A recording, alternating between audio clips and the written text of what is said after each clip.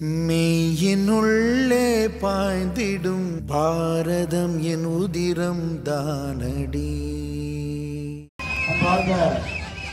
பெரியவர்களே, தாய்மார்களே, ஒரு அற்புதமான நேரத்தில் நம் அனைவரும் கூட 2024 பாராளுமன்ற தேர்தலுக்காக இங்கே நின்று கொண்டிருக்கின்றோம். குறிப்பாக நம்முடைய திருப்பூர் பாராளுமன்ற தொகுதியில ஒரு மாற்றம் வந்தே தீர வேறும். அதுவும் இப்போ நடக்கணும். வளர்ச்சி எல்லா பகுதிக்கும் வர வேண்டும். பவானியில, கவுந்தப்பாடியில நம்முடைய வெற்றி வேட்பாளர் அண்ணன் ஏபி முருகானந்தம் அவர்களுக்கு ஆதரவாக நாம் எல்லோரும் கூட குழுமி இருக்கின்றோம். அன்பு சகோதர சகோதரிகள், தமிழகத்தினுடைய அரசியல் களத்தை நாம் எல்லாம் பார்த்துட்டு இருக்கிறோம் ஐயா, எல்லோரும் பார்த்து கொண்டிருக்கின்றோம். ஆனா யார் என்ன பேசினாலும் கூட நமக்கு தெரியும், இந்த தேர்தல் நடப்பது இந்தியால பிரதம மந்திரியாக யார் வர வேண்டும் என்பதற்கான தேர்தல். 2024 பாராளுமன்றத்தில் யார் ஆட்சி செய்ய வேண்டும், யார் வர வேண்டும், அதன் மூலமாக இந்திய மக்களுக்கு யார் நல்லது செய்ய வேண்டும் என்பதற்காக நடக்கக்கூடிய தேர்தல். இன்னைக்கு டெல்லியை நோக்கி போற ஒரே பஸ் தானுங்க, அந்த ஒரு பஸ் மட்டும் தான் டெல்லி நோக்கி போகுது. மிச்ச பஸ் எல்லாம் இங்கேயே சுத்திக்கிட்டு இருக்குதுங்க. அவங்க எப்ப ஸ்டார்ட் பண்ணாங்க, எங்க போறாங்கன்னு தெரியாம டிரைவர் எங்கெங்கேயோ ஓட்டிட்டு இருக்காரு.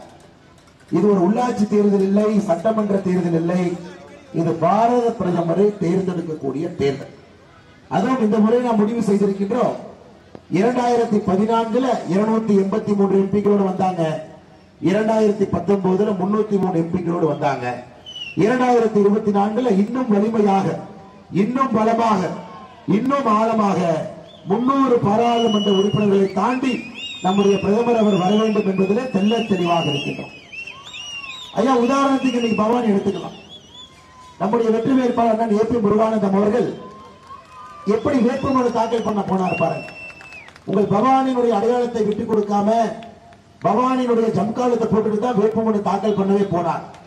நான் எல்லா தொகுதியினுடைய அடையாளம் என் மீது இருக்கும் என்று தமிழகத்தில், இந்தியாவிலே ஒரு வேட்புமனு 6 தொகுதியினுடைய மக்களை அடையாளப்படுத்தி ஒரு வெற்றி வேட்பாளர் தன்னுடைய வேட்புமனுவை தாக்கல் பண்ணியிருக்காரு அண்ணன் ஏபி முருகானந்தம் அவர்கள் மட்டும்தான். அந்த அளவுக்கு நம்மளுடைய எல்லாம் பார்த்தீங்கன்னா எம்பிங்கிறது ஐயா நகரத்துக்குள்ள இருப்பாங்க, யாரும் கிராமத்துக்கு வரமாட்டாங்க. திருப்பூர் பாராளுமன்ற தொகுதி அப்படின்னா எம்பி திருப்பூருக்குள்ள இருப்பார். ஆனா நம்முடைய வெற்றி வேட்பாளர் ஏபி முருகானந்தம் அவர்கள் கிராம பகுதியில் அதிகமாக இருக்க வேண்டும். ஏன்னா இங்கெல்லாம் வளர்ச்சி வரல, இதையெல்லாம் மறந்துட்டாங்க. இங்க யாரும் எட்டி கூட பார்க்கவில்லை, மக்களுக்கு இருக்கக்கூடிய பிரச்சனையை கூட யாரும் கேட்கல. அதனால்தான் நான் வரும்பொழுது கூட கவுந்தப்பாடியில தான் முதல் கூட்டத்தை போட வேண்டும் என்று என்னையும் இங்கே அழைத்து வந்திருக்கிறான். கிராம பகுதி மக்களுக்கு நாம் அன்போடு ஆதரவோடு இருக்க வேண்டும், அவர்களுக்கான பிரச்சனையை தீர்க்க வேண்டும். அதற்காக தனி புத்தகம் வச்சிருக்காரு பாருங்க, தாமரையின் வாக்குறுதிகள் என்று. நம்முடைய வெற்றி வேட்பாளர் அண்ணன் முருகானந்தம் அவர்கள் இது பேசி முடித்த பிறகு இந்த புத்தகத்தை உங்களுக்கு எல்லாம் கொடுக்கின்றோம். குறிப்பாக 100 வாக்குறுதிகள். நம்முடைய பாராளுமன்ற உறுப்பினர் நாளைக்கு நீங்க எல்லாம் ஓட்டு போட்டு ஏப்ரல் 19ஆம் தேதி பாராளுமன்ற உறுப்பினராக தேர்ந்தெடுத்த பிறகு 100 வாக்குறுதிகள் தயாராக கையில் இருக்கிறது. அடுத்த 5 ஆண்டுகள்ல இந்த 100 வாக்குறுதியும் கூட நிறைவேற்றி பட்டி தொட்டி எல்லாம் வளர்ச்சி செல்வதற்கு அண்ணன் ஏபி முருகானந்தம் அவர்கள் உங்களோடு உறுதுணையாக இருப்பார்கள். சகோதர சகோதரர்கள், 5 ஆண்டு காலமாக திருப்பூரை பொறுத்த வரைக்கும் தொடர்ந்து கம்யூனிஸ்ட்காரங்க தான் எம்பி. கம்யூனிஸ்ட்காரங்களை பொறுத்த வரைக்கும் யாருக்கும் பிரயோஜனம் இல்லாத இந்த உலகத்துல அரசியல் ஒருத்தருக்கு இருக்காங்கன்னா கம்யூனிஸ்ட் கட்சிக்காரங்க. அவங்களால யாருக்கும் பிரயோஜனம், யாரும் பார்த்திருக்க மாட்டீங்க, பேசிருக்க மாட்டாங்க. ஏங்க வேலை செய்யுன்னு கேட்டா மேல மோடி இருக்காரு, நான் என்ன பண்றது அப்படிப்பா. மறுபடியும் அதே கேள்விதான் கேட்க போறேன். 3வது முறையும் மோடி தான் வர போறார். 2024 நம்ம எல்லோருக்குமே தெரியும், பாரத பிரதமர் நரேந்திர மோடி அவர்கள் தான் 3வது முறையும் வரப்போறார். அப்ப திரும்ப அதே போல இத்தனை ஆண்டு காலமாக கம்யூனிஸ்ட்காரன் கொடுத்த அதே பேச்ச மறுபடியும் சொல்லுவாங்க, மேல மோடி வந்துட்டாங்க, என்னால எதுவும் செய்ய முடியல, நீ விட்டுருங்க. அதனால் சகோதர சகோதரர், நீங்க தெளிவாக இருக்க வேண்டும். அன்பார்ந்த பெரியவர்களே, தாய்மார்களே, மோடி அவர்கள் வரும் பொழுது மோடி அவர்களுடைய கட்சியை சார்ந்த, மோடி அவருடைய சிந்தனையை செயல்படுத்தக்கூடிய கீழே இருக்கக்கூடிய நம்முடைய பாராளுமன்ற உறுப்பினரும் கூட அதே போல் சிந்தனையில் இருக்கணும். அதனால் இந்த முறை திருப்பூர் பாராளுமன்ற தொகுதியில் இருக்கக்கூடிய எல்லா நம்முடைய பெரியவர்கள், தாய்மார்கள் எல்லோரும், குறிப்பாக பவானியில நீங்கள் தெளிவாக இருக்க வேண்டும். அண்ணன் ஏபி முருகானந்தம் அவர்களை வெற்றி பெற செய்து பட்டி தொட்டி எல்லாம் மோடி அவர்களுடைய நலத்திட்டங்கள் தங்குதடையின்றி வருவதற்கு அவர்களுக்கு உறுதுணையாக நீங்கள் இருக்க வேண்டும் என்ற அன்பான வேண்டுகோளை நான் வைக்கிறேன். ஐயா, எலெக்ஷனுக்கு பாருங்க, எலெக்ஷனுக்கு இன்னும் ஒரு 13 நாள் தான் இருக்கு பிரச்சாரம் பண்றதுக்கு. ஏன்னா ஏபி முருகானந்தம் அவர்கள் எல்லா இடத்துக்கும் போய் பிரச்சாரம் பண்ண முடியாது. பாரதிய ஜனதா கட்சியினுடைய தொண்டர்கள் தலைவர் என்று கொண்டிருக்கிறார்கள். நம்முடைய அற்புதமான கூட்டணி கட்சி பாட்டாளி மக்கள் கட்சி பாட்டாளிகள் எல்லாம் வந்திருக்கின்றார்கள். தலைவர்கள் தொண்டர்கள் நின்று கொண்டிருக்கின்றார்கள். அம்மா மக்கள் முன்னேற்ற கழகத்தினுடைய தலைவர்கள் தொண்டர்கள் நின்று கொண்டிருக்கின்றார்கள். அண்ணன் ஓபிஎஸ் அணியினுடைய தலைவர்கள் தொண்டர்கள் நின்று கொண்டிருக்கின்றார்கள். எல்லா கட்சி ஐஜேகே கட்சியினுடைய தலைவர்கள் தொண்டர்கள் நின்று கொண்டிருக்கின்றார்கள். அடுத்த 13 நாள் இவருக்காக பணி செய்ய வேண்டிய கட்டாயம் நமக்கு இருக்கு. எல்லா வீட்டுக்கும் நாம போகணும், எல்லா வீடுகளுக்கும் ஏறி இறங்கணும். அடுத்த 5 ஆண்டுகள் ஏபி முருகானந்தம் அவர்கள் நமக்காக வேலை செய்ய வேண்டும், சேவை செய்ய வேண்டும் என்றால் அடுத்த 15 நாட்கள் அவருக்காக நாம் வேலை செய்ய வேண்டும். அன்பார்ந்த சகோதர சகோதரி, நீங்க மறந்துடாது. நீங்க எல்லா வீட்டுக்கு ஏறி இறங்கி நீங்க சொல்லணும், மோடியே தான் வரப்போறாங்க, 400 பாராளுமன்ற உறுப்பினர்களை தாண்டி வரப்போறாங்க. அப்படி இருக்கும் பொழுது இவர் வந்தால் மட்டும்தான் நமக்கு நல்லது நடக்கும். நீங்க வீட்டுக்கு போறீங்க, மக்கள் கேட்பாங்க, என்ன செஞ்சிருக்கிறீங்க, 10 ஆண்டுகள் ஆட்சியில் இருந்திருக்கிறீங்க, மறுபடியும் 5 ஆண்டு எதற்கு? சில பேர் எப்படி கேட்பாங்க. சில பேர் வீட்டுக்கு போறேன்னு வீட்டுக்கே வராதீங்க, மோடியை தான் நான் ஓட்டு போட போறோம், 10 ஆண்டுகள் மோடி, மறுபடியும் 5 ஆண்டுகள் மோடி. அவங்க என்ன கேட்டாலும் கூட நீங்கள் ஒரு 10 விஷயத்தை சொல்ல வேண்டும் என்பது என்னுடைய அன்பான வேண்டுகோள். 10 விஷயம் மோடி என்ன செஞ்சிருக்காரு. மோடி அவர்களை பொறுத்தவரை இந்தியாவுடைய பொருளாதாரத்தை உயர்த்தி இருக்கின்றார். இது மிக மிக முக்கியம். நாம எந்த அரசியல் கட்சியில் இருந்தாலும் கூட அடிப்படையில நம்ம எல்லோருமே ஒரு வேலை செய்யறோம், ஒரு தொழில் பண்றோம், ஒரு இடத்துல வேலை பார்க்கிறோம், அல்லது யாரோ 4 பேருக்கு வேலை கொடுக்கிறோம். பொருளாதாரத்தை பொறுத்தவரை 2014 மோடி அவர்கள் வந்த பொழுது உலகத்தில் 11வது பெரிய நாடாக இருந்தோம் பொருளாதார அடிப்படையில். இன்னைக்கு உலகத்தினுடைய 5வது பெரிய பொருளாதார நாடாக மாறி இருக்கின்றோம். 6 படிக்கட்டுகள் உயர்ந்திருக்கின்றோம். பொருளாதாரத்தில் இந்த நாடு உயர்ந்திருக்கு. நீங்க யோசிச்சு பாருங்க, இன்னைக்கு நம்மை தவிர இந்தி கூட்டணி வர்றாங்கன்னா பொருளாதாரத்தில் அவர்களால் வளர்ச்சி கொடுக்க முடியுமா? நீங்க யோசிச்சு பாருங்க. பவானியுடைய பொருளாதார வளர்ச்சி அவர்களால் உறுதி செய்ய முடியுமா? கண்டிப்பா முடியாது. முதல்ல நீங்க சொல்ல வேண்டியது, மோடி வந்தால் பொருளாதாரம் உயரும், மோடி வந்தால் நாட்டினுடைய வளர்ச்சி உயரும், மோடி வந்து பொருளாதாரம் உயர்ந்தால் நிச்சயமாக எல்லா மக்களுக்கும், அடித்தட்டு மக்களுக்கும் கூட நல்லது நடக்கும். ஐயா, 2வது சமூக நீதி. இன்னைக்கு வர்றவங்க போறவங்க எல்லாம் சமூக நீதினு பேசுறாங்க. சமூக நீதிக்கு அவங்களுக்கு எந்த விதமான சம்பந்தம் இல்லை.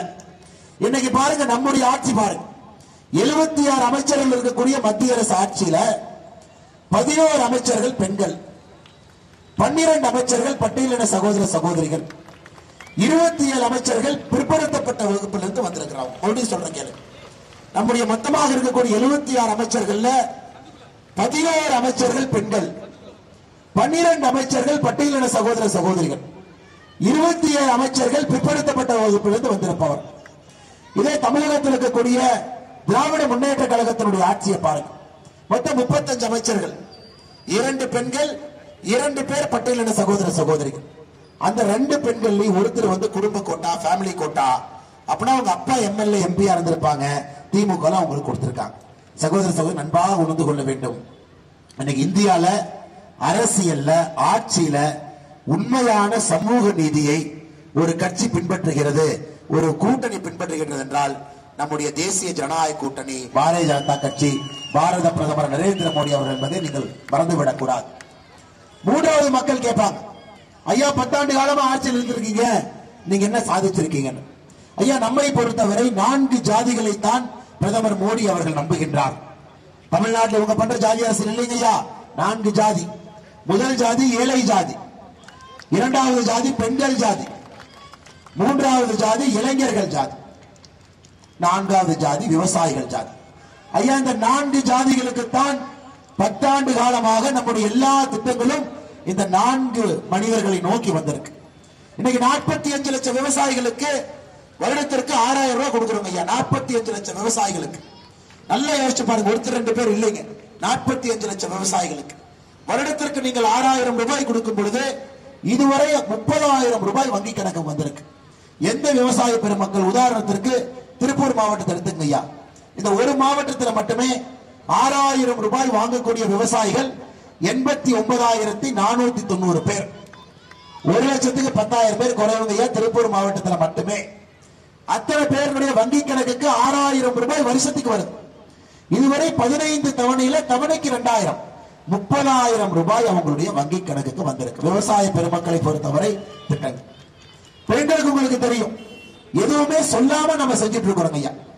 திமுக தன்னுடைய தேர்தல் வாக்குறுதியில் நாங்க ஆட்சிக்கு வந்தால் சிலிண்டர் மானியம் 100 ரூபாய் 34 மாசம் ஆச்சுங்க. ஆனா சொல்லாம இன்னைக்கு மோடி ஐயா 300 ரூபாய் மானியம் கொடுக்கிறார். நல்லா யோசிச்சு பாருங்க. நாங்க ஆட்சிக்கு வந்தா பெட்ரோல் டீசல் விலையை 5 ரூபாய் 4 ரூபாய் குறைப்போம். ஆனா மோடி அவர்கள் சொல்லாம இதுவரை மூன்று முறை பெட்ரோல் டீசல் விலையை குறைத்திருக்கிறார். திமுகவுடைய தேர்தல் அறிக்கைக்கும் நமக்கும் இருக்கக்கூடிய வித்தியாசம், பெண்கள், இளைஞர்கள், ஏழை மக்கள், விவசாய பெருமக்களுக்கு ஒரு திட்டமும் அவர்களை நோக்கி போயிட்டு இருக்கிறது ஐயா. ஆனால் நீங்கள் நன்றாக உணர்ந்து கொள்ள வேண்டும், மக்களை பார்க்கும் பொழுது 4 சமுதாயத்தினுடைய வளர்ச்சிக்கு பாரத பிரதமர் பாடுபட்டுக் கொண்டிருக்கிறார். ஐயா நீ பவானி எடுத்துக்கலாம். உங்க சட்டமன்ற உறுப்பினர் யாருங்க? இங்க ஏதாவது ஒரு அரசு கல்லூரி இருக்குங்களா? ஏன் இல்ல? பவானில ஏன் அரசு கல்லூரி இல்ல நீங்க சொல்லுங்க. ஏன்னா உங்களுடைய சட்டமன்ற உறுப்பினரே தனியார் கல்லூரி நடத்தும் பொழுது இதுவரை இந்த பகுதிக்கு ஒரு அரசு கல்லூரியை விடல. இன்னைக்கு இவங்க எல்லாம் வந்து மக்கள் நாங்க காப்பாத்துறோம், மக்களுக்கு எங்களுக்கு ஓட்டு போடுங்க, எங்க கூட்டணி இங்க போவாங்க போவோம். ஐயா அட்லீஸ்ட் டிஎம்கே காரங்கிட்ட வண்டினாவது இருக்கு, சுத்திக்கிட்டு இருக்கான். ஏடிஎம்கே காரங்கிட்ட வண்டி இல்லை. 2024 பாராளுமன்ற தேர்தலை பொறுத்தவரை தெளிவாக புரிந்து கொள்ள வேண்டும், இது இந்தியாவுடைய பிரதமராக யார் ஆக வேண்டும் என்பதற்கான தேர்வு. ஆனால் நீங்க ரொம்ப தெளிவாக இருக்க வேண்டும். பொருளாதாரம், சமூக நீதி, அனைத்து மக்களுடைய வளர்ச்சி, இந்த 3 முக்கியமான விஷயங்கள் மோடி அவர்களுக்கு நீங்க வாக்கு சேகரிச்சு கொடுக்கணும் ஐயா. 4வது, மோடி அவர்கள் எல்லோரும் செய்யாததை மோடி அவங்க என்ன புதுசா செஞ்சிருக்காங்க ஐயா. அடுத்த 25 ஆண்டுகளுக்கான தொலைநோக்கு பார்வையிலான தேர்தல் இது. இதெல்லாம் ஒரு எலெக்ஷன் ஓட்டு போட நினைச்சுக்காதீங்க ஐயா. இந்த தேர்தல் 2024 நீங்கள் வாக்களிப்பது அடுத்த 25 ஆண்டுகளுக்கு நம்முடைய நாடு எப்படி இருக்க வேண்டும் என்பதற்கான தேர்தல் இது. உள்கட்டமைப்பு வசதி எப்படி இருக்கணும், இளைஞர்களுடைய மேம்பாடு எப்படி இருக்கணும், தொழில்துறை வளர்ச்சி எப்படி இருக்க வேண்டும், இது எல்லாருக்குமான தேர்தல். நம்ம கிட்ட பாத்தீங்கன்னா 25 ஆண்டுகளுக்கான திட்டம் இருக்கு. அதனால்தான் 2019 நம்முடைய தேர்தல் வாக்குறுதி 2019 நம்முடைய தேர்தல் வாக்குறுதி 295 தேர்தல் வாக்குறுதி கொடுத்திருக்கோம்.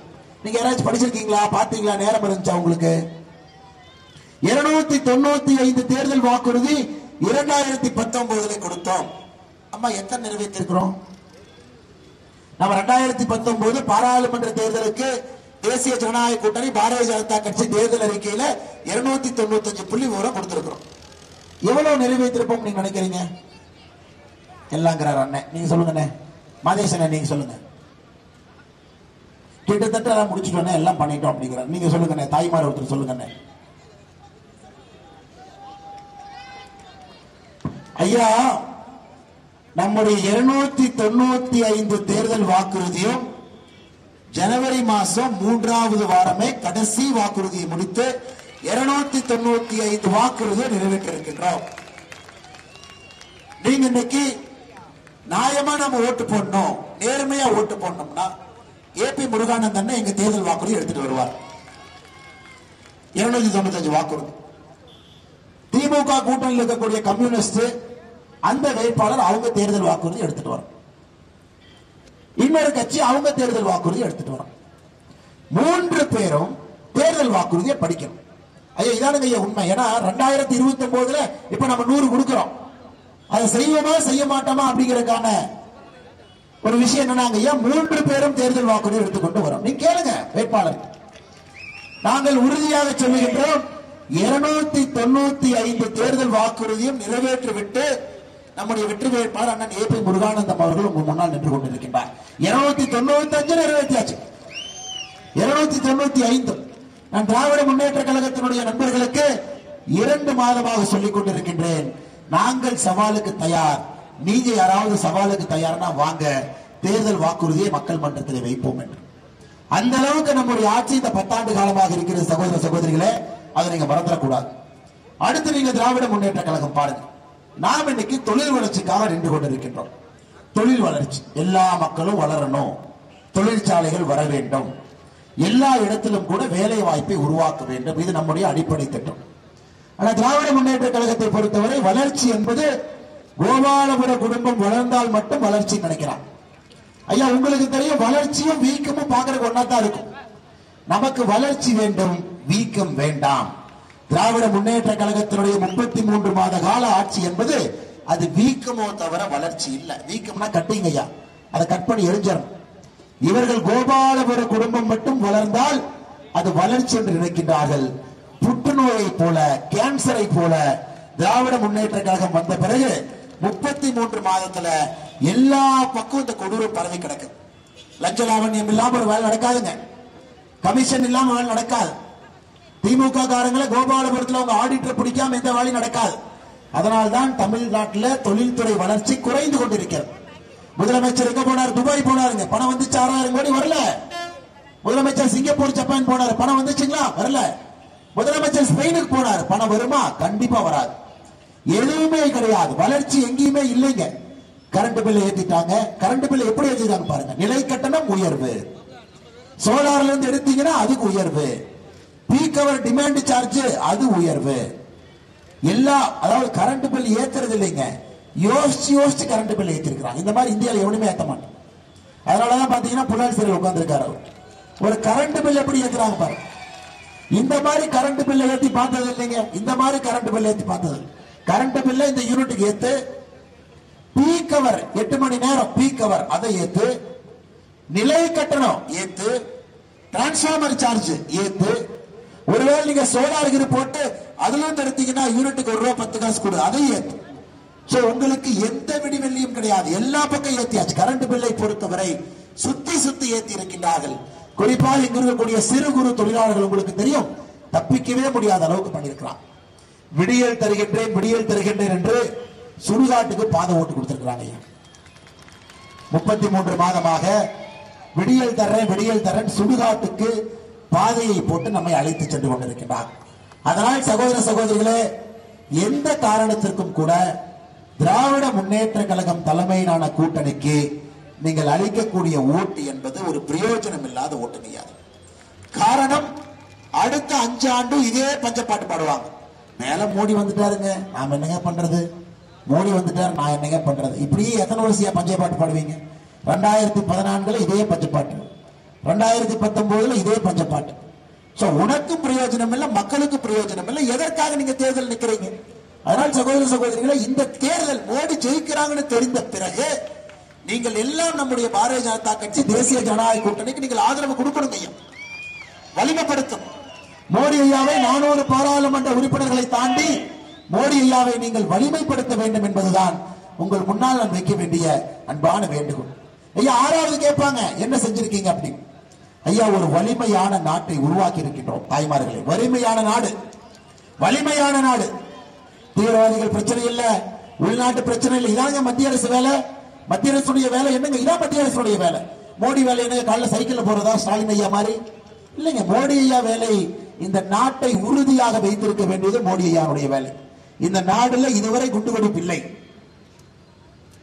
கலவரம் இல்லை, வெளிநாட்டினுடைய கூலிப்படைகள் உள்ள இல்லைங்க. அந்த அளவுக்கு இந்த நாட்டினுடைய இறையாண்மையை பாரத பிரதமர் நரேந்திர மோடி அவர்கள் காப்பாற்றிருக்கிறார். இதே தமிழ்நாட்டில் பாருங்க, சகோதரிகள் இருக்கிறீங்க, நைட் 8 மணிக்கு மேல தைரியமா நடந்து போயிருவீங்களா? அன்னொரு கூட்டத்தில் ஒருத்தர் ஹெல்மெட் போட்டு நின்று இருந்தார். என்ன கேட்டீங்கன்னா, எப்ப ஏன் வந்து வெட்டுவானே தெரியல, அதான் பேசாம ஹெல்மெட் போட்டுக்கிறேன். நான் கூட முதல்ல வண்டியில போகும்போது போட்டுக்கணும்னு நினைச்சேன். எவன் எப்ப வெட்டுவான்னு தெரியல, அதனால பகல்ல ஹெல்மெட் போட்டு இருக்கிறேன். அப்படி வந்தா கூட நான் யாருன்னு அவனுக்கு தெரியக்கூடாது. நான் சொல்றேன் ஜோக் இல்லைங்கம்மா, உண்மையாலுமே இது நடக்குது. கண்டந்துண்டமாக கூலிப்படைகளுடைய ஆதிக்கம் தமிழகத்தில் திராவிட முன்னேற்ற கழகத்தினுடைய அரசு வந்த பிறகு கூலிப்படைகளுடைய ஆதிக்கம் அதிகமாக இருக்கு. சட்டம் ஒழுங்கு திமுக வந்த பிறகு சந்தி சிரித்துக் கொண்டிருக்கிறது. பாரதிய ஜனதா கட்சியினுடைய ஆட்சியில சட்டம் ஒழுங்கு என்பது அற்புதமான உயரத்தில் இருக்கு. அதாங்க சாட்சி. பொய் சொல்ல முடியுங்களா? பேப்பரை நீங்க பாக்குறீங்க, பாகிஸ்தான் தீவிரவாதி அரசு வந்தானுங்களா, குண்டுகள் வச்சானுங்களா? இல்லை. அப்பாவி பொதுமக்களை கொண்டாங்களா? இல்லை. அந்த பேப்பரில் நீங்க பாக்குறீங்க. 6வது நாம் செய்திருக்கக்கூடிய முக்கியமான விஷயம் என்பது இந்தியாவுடைய இறையாண்மை. வலிமையான ஒரு நாட்டை நம்முடைய பாரத பிரதமர் நரேந்திர மோடி அவர்கள் வைத்திருக்கிறார். ஐயா, இன்னைக்கு பாருங்க நம்முடைய ஆட்சி 7வது, 76 அமைச்சர்கள் இருக்கிறார். மோடி அவர்களோடு சேர்ந்து 76 பேர். ஐயா, மோடி அவர்கள் மட்டும் நேர்மையானவர் நாங்க சொல்ல, உங்களுக்கு தெரியும் மோடி அவர்கள் நேர்மையானவர். நாம் சொல்வது மோடி அவர்கள் கூட இருக்கக்கூடிய எல்லோரும் நேர்மையானவர். ஒரு குண்டூசியை திருடி விட்டார்கள் என்று மத்திய அரசுடைய அமைச்சர்கள் யார் மீதும் கூட ஒரு பொய் குற்றச்சாட்டு சொல்ல முடியாது. ஐயா, குண்டூசியை திருடிட்டாங்க, இவங்க திருடிட்டாங்க. காரணம் நேர்மையான ஒரு ஆட்சி. ஆனா தமிழ்நாட்டில் ஒரு குண்டூசியை விட்டு வச்சிருக்காங்க ஒரு அமைச்சர் சொல்லுங்க பார்க்கலாம். அண்ணே ஒரு குண்டூசிவா விட்டு வச்சிருக்காருண்ணே அப்படி. வேஷ்டி சட்ட ஊழல், இப்பதான் வேட்டி ஊழல் நாங்க கொண்டு வந்து உங்க கண் முன்னால் வைத்திருக்கின்றோம். நெசவாள பெருமக்கள் அதிகமாக இருக்கக்கூடிய ஊரு.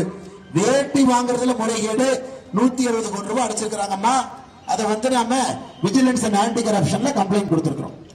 ஒரு குண்டூசியை கூட விடாமல் தமிழகத்திலே 35 அமைச்சர்கள் கூட தலைகீழாக நின்று கொள்ளையடித்துக் கொண்டிருக்கின்றார்கள். நம்முடைய ஆட்சி நேர்மையான ஆட்சி என்பதை நீங்கள் மறந்துவிடக் கூடாது அன்பு சகோதர சகோதரி. அடுத்து நீங்க பாருங்க, இன்னைக்கு ஸ்டாலின் ஐயா என்ன சொல்றாங்க? 100 ரூபாய் நாங்க கொடுத்தோம், ஆனா 29 ரூபாய் தான் கொடுத்தாங்க அப்படி. உதயநிதி ஸ்டாலின் என்ன சொல்றாரு? மோடியை 29 பைசான்னு சொல்லுவாராமா. கேட்டீங்களா? அப்ப நம்ம தொண்டர்கள் சொல்றாங்க, அப்ப உதயநிதி ஸ்டாலின் கஞ்சா உதயநிதி ஸ்டாலின் சொல்லிடலாமா? நீங்களே வந்த பிறகுதான் தமிழகத்தில் கஞ்சா புழக்கமே அதிகமா இருக்கு. இன்னைக்கு தமிழகத்துல கஞ்சா விற்கவெல்லாம் பிடிக்கணும்னா அறிவாலய வாசலுக்கு போனா போட்டோ எடுக்க நிற்பான். அவனை அப்படியே வண்டியில் ஏற்றிட்டு வந்து அவனை பார்த்தீங்கன்னா அந்த குரூப் எல்லாம் அங்கதான் இருக்கு. ஜாஃபர் சாதிக்குல இருந்து தமிழகத்துல முன்னணியில குற்றப்பின்னணியில் யார் இருக்கிறாங்களோ அவர்கள் எல்லோரும் திராவிட முன்னேற்ற கழகத்தினுடைய ஆட்சியில வரிசை கட்டி போட்டோ எடுத்து நான் முக்கியமானவன் காட்டுறேன். ஆனால் சகோதர சகோதரிகளே, இந்த கஞ்சா புழக்கம் என்பது பெரும் நகரத்தில் இல்லைங்க. சென்னையில, கோயம்புத்தூர்ல, மதுரையில அந்த மாதிரி இல்லைங்க, கிராமத்துக்கு வந்திருக்கு. திராவிட முன்னேற்ற கழகத்தினுடைய சாதனை என்னன்னா 33 மாசத்துல இந்த கஞ்சா புழக்கத்தை கிராமத்துக்கு கொண்டு வந்திருக்கிறார். அதனால் எந்த தாய்மார்களும் மன்னிக்கூடாது. இவனுக்கு இதை பத்தி பேசாம 29 பைசா நாளைக்கு கொடுக்குறாங்க பதில். விவசாய பெருமக்கள் 45 லட்சம் பேருக்கு நம்ம 6000 ரூபாய் பணம் அனுப்புறாங்க. அது நேரடியாக அவங்க வங்கி கணக்குக்கு வருது. ஸ்டாலின் ஐயா என்ன சொல்றாருன்னா, அது கணக்கு கிடையாது, நீங்க எங்களுக்கு பட்ஜெட்டுக்கு பணம் கொடுத்தா தான் நான் கணக்கு எடுத்துக்குவோம். நாம என்ன முட்டாளுங்களா? நேரா பணத்தை கொண்டு இவன்ட்ட கொடுத்து இவன் கொள்ளடிக்கிறது. 45 லட்சம் விவசாயிகளுக்கு 6000 ரூபாய் வருது, அது கணக்கு இல்லையாமா? கோடிக்கணக்கான பெண்களுக்கு சிலிண்டர் மானியம் 300 ரூபாய் வருது, அது கணக்கு இல்லைங்களா? நேரடியாக நாம் அனுப்பக்கூடிய பணம் 100 நாள் வேலை வாய்ப்பு திட்டம் 60,000 கோடி ரூபாய் அனுப்பிச்சிருக்கோம், அது கணக்கு இல்லைங்களா? 3 நாட்களுக்கு முன்பு 100 நாள் வேலை வாய்ப்பு திட்டத்தினுடைய சம்பளம் 284 ரூபாயில் இருந்து 319 உயர்த்தி இருக்கின்றோம், அது கணக்கு இல்லைங்களா? பாருங்க, நேரடியா மோடி ஐயா வங்கி கணக்கு மூலமாக உங்களுக்கு அனுப்பிச்சா அது கணக்கு இல்லையாமா? கோபாலபுரத்துக்கு அனுப்பிச்சா மட்டும்தான் கூட்டி கணக்கு போட்டு அது 29 பைசான்னு சொல்லுவாங்களாம். அதனால் சகோதர சகோதரி தெளிவாக இருக்க வேண்டும். அடுத்த முறை உதயநிதி ஸ்டாலின் இங்கே வந்து 29 பைசா மோடினா நீங்க என்ன சொல்லணும்? கஞ்சா உதயநிதி ஸ்டாலின் சொல்லணும், தவறே கிடையாது. பண்ணதெல்லாம் நீங்க. சகோதர சகோதரர், என்னுடைய அன்பான வேண்டுகோள் உங்களுக்கு எல்லாம். இப்ப நாம 9வது பேசிக் கொண்டிருக்கின்றோம். மோடி அவர்களுடைய சாதனை 9வது சாதனை என்ன? ஐயா, மோடி அவர்களுடைய சாதனை என்னன்னா, அரசியல மக்களுக்கு பக்கத்துல கொண்டு வந்திருக்காங்க.